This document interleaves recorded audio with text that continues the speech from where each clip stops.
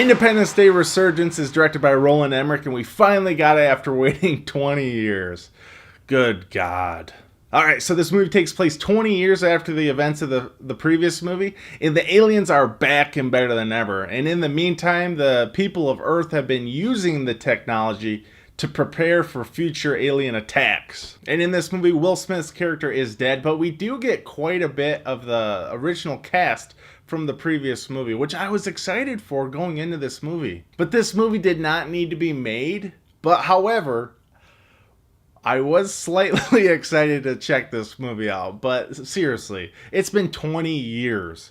The script for this movie was probably floating around some executive's desk for 20 years. Seriously, like, we didn't need this movie. But I do still enjoy the first movie, so I was going into this with an open mind.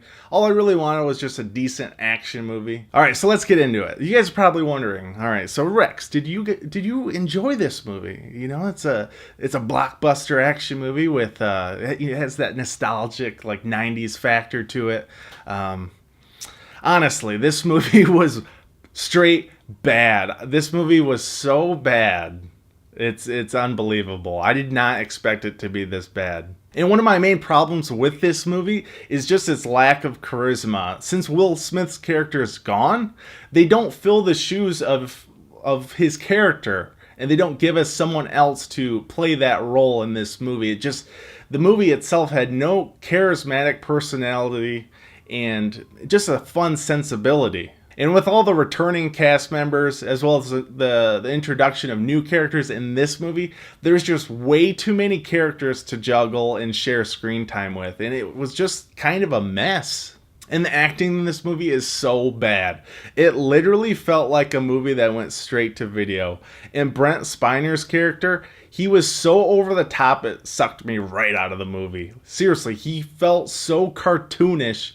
It was ridiculous. And the futuristic world they created just felt so disconnected from the first movie.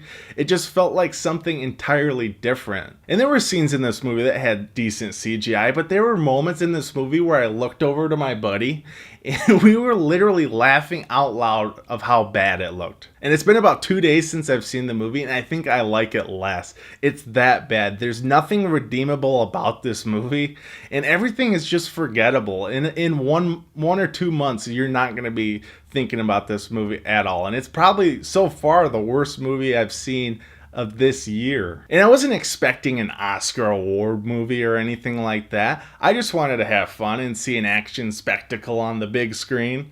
But the actors aren't given anything to do, and the jokes are just so cheesy and cartoonish, it's just bad. Which the first movie, it did have some campy and cheesy jokes, but they worked in that movie. In this movie, they just fell so flat and they did not work at all. This movie was just painful to watch, and it was a poor attempt at a sequel. They blew it. So with all that said, guys, I'm going to give Independence Day Resurgence a F. Guys, please make sure to check out my review for the BFG. I'll have a link in the description below. Also, let me know what you thought of this movie. Did you like it? Did you love it? Did you hate it? Use the comment section. That's what it's there for. Also, please make sure to subscribe for future videos. I'm Rex Overdrive. I'll see you next time.